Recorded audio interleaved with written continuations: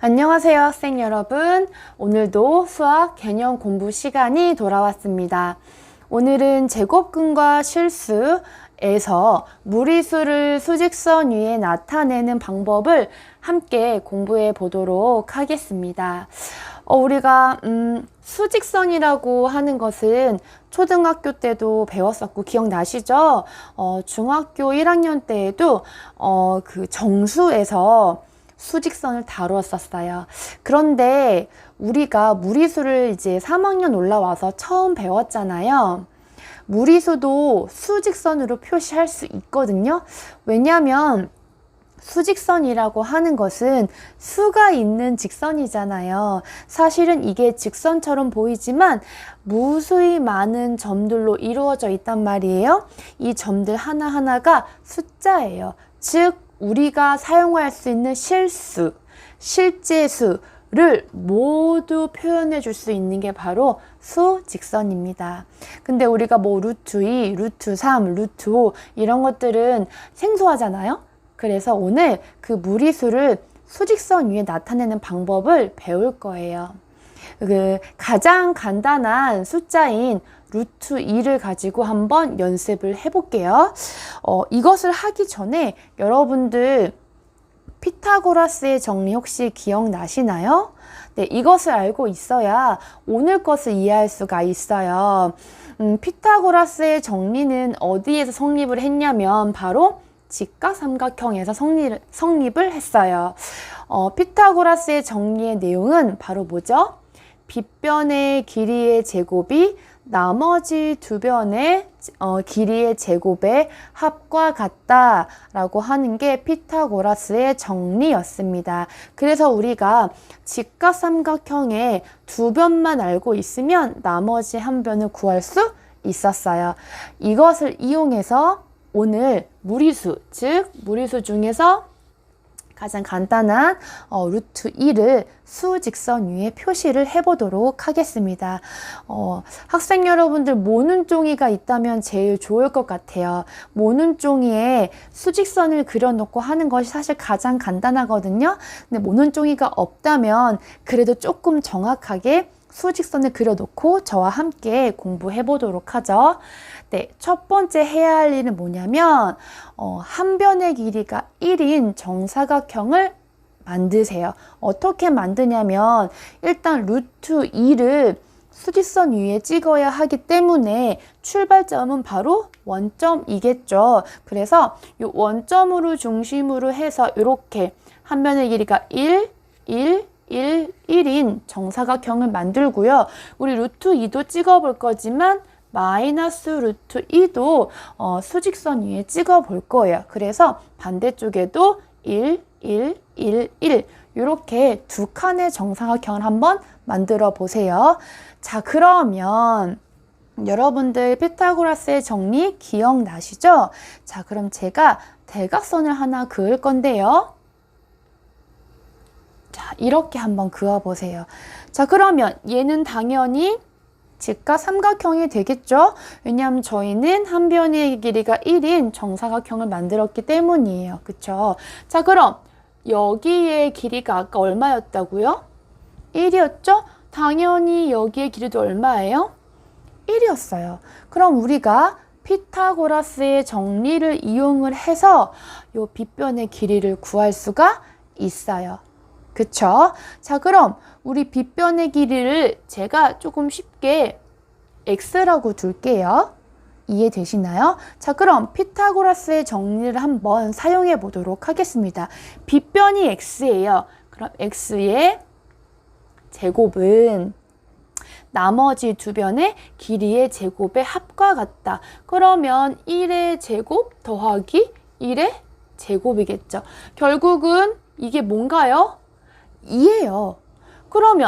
그러면 x의 제곱이 지금 얼마라는 소리예요? 2라는 소리죠. 그러면 x의 값은요? 여러분들 제곱해서 2가 나온 게 뭐가 있었죠? 네, 플러스 마이너스 루트 2죠. 그러면 여기 빗변 x값이 얼마다? 바로 길이가 루트 2가 되는 거예요.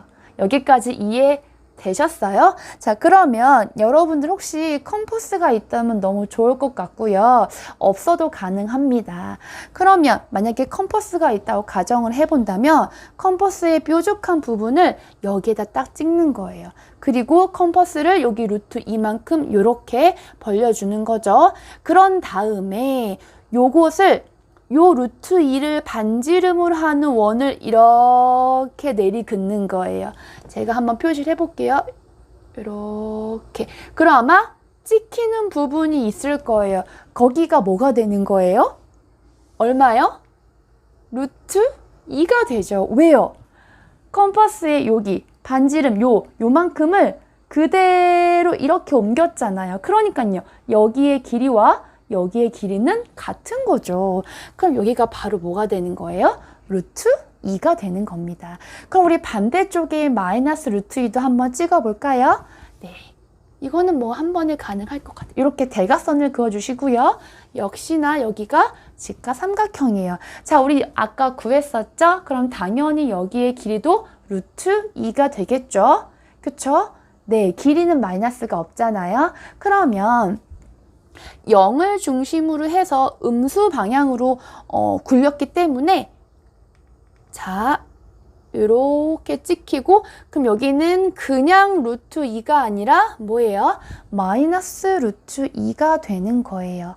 이해되시나요? 자, 우리가 아까 x는 플러스 마이너스 루트 2가 나왔지만 우리는 요 길이를 구한 거잖아요. 길이는 음수가 없죠. 그래서 요 길이도 플러스 루트 2가 되는 거고요.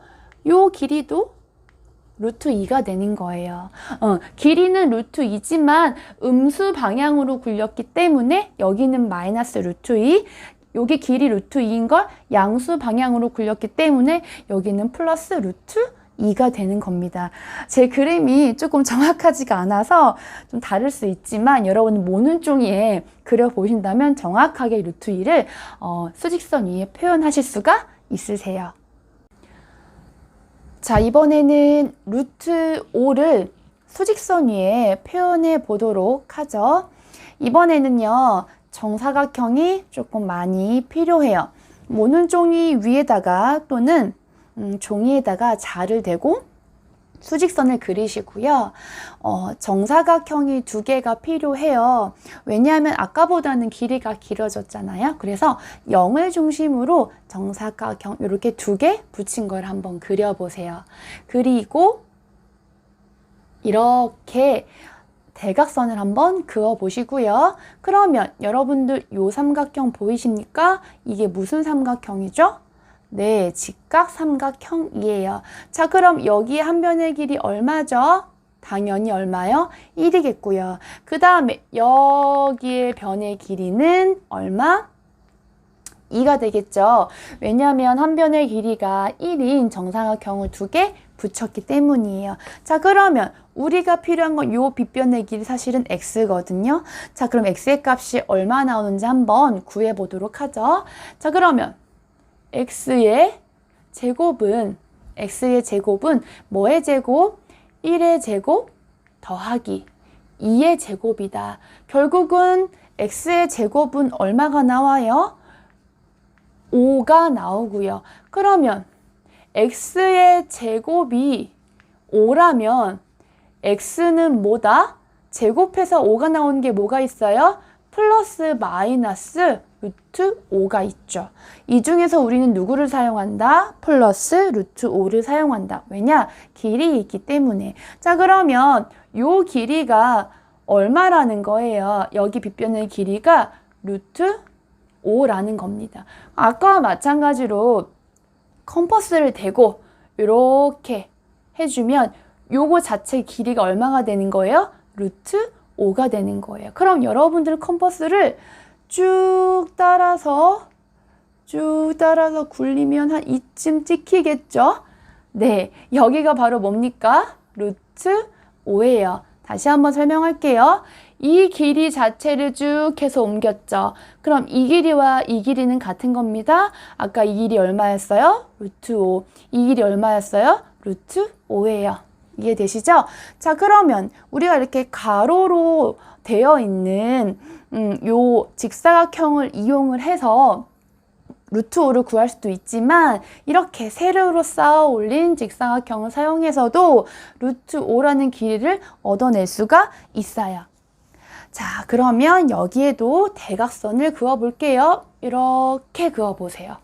자, 이제 여러분들 이 길이는 따로 안 구해도 되죠? 여기 1, 2잖아요. 그럼 같은 방법으로 구하면 요 대각선의 길이도 루트 5가 되는 거예요. 자, 이번에는 어느 방향으로 굴릴 거냐면 음수 방향으로 우리가 이것을 이렇게 굴려줄 거예요. 전 손으로 한번 굴려볼게요. 이렇게 해서 이렇게. 그럼 찍히는 부분이 제가 이렇게 굴리니까 이쯤 찍히네요. 네, 제 손은 정확하지 않기 때문에 여러분 컴퍼스를 꼭 굴리세요. 자, 그럼 이쯤이 얼마가 되는 거예요? 음수 방향으로 왔고 마이너스 루트 5가 되는 거예요. 여러분들 선생님 그러면 루트 7은요? 뭐 루트 9는요? 어떻게 표시해요?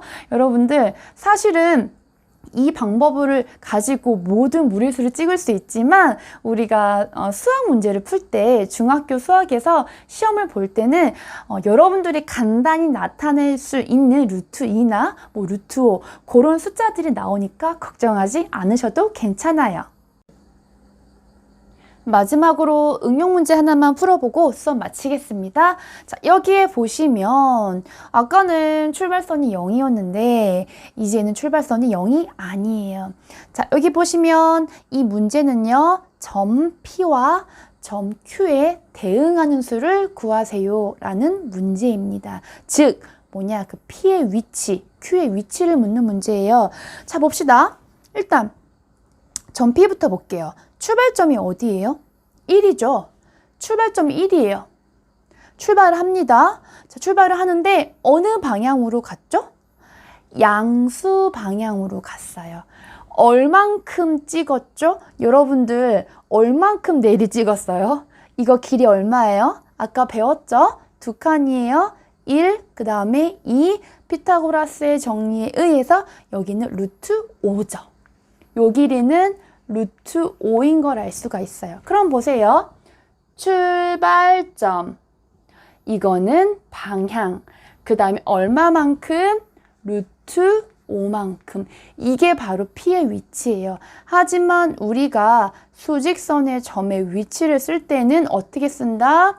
그 위치를 가로로 감싸주고 이렇게 점 이름 쓰고 괄호 안에 그 점의 위치를 써주면 되는 거예요. 기억하세요. 출발점, 방향, 우리가 그만큼 찍은 길이. 아시겠죠? 자, 이번엔 Q로 해볼게요. 자, 점의 위치는 이렇게 써줍니다. 일단 Q는 출발점이 어디예요? 어디라고요? 마이너스 3에서 출발을 했어요. 자, 이거 얼마만큼이에요? 이거 길이 아까 얼마였어요? 구했죠? 루트 2였죠. 그런데 루트 2만큼 어느 방향으로 갔나요? 음수 방향으로. 자, 출발점. 그 다음에 뭐다? 굴린 방향. 얼마만큼 굴렸다? 얼마만큼 갖다 찍어줬다? 얼마만큼이에요? 루트 2. 그래서 점 Q의 위치는 마이너스 3, 마이너스 루트 2입니다. 여러분들 이거 몇 번만 해보시면 금방 잘할 수 있어요. 그럼 다음 시간에 만나요. 공부 열심히 하세요. 안녕.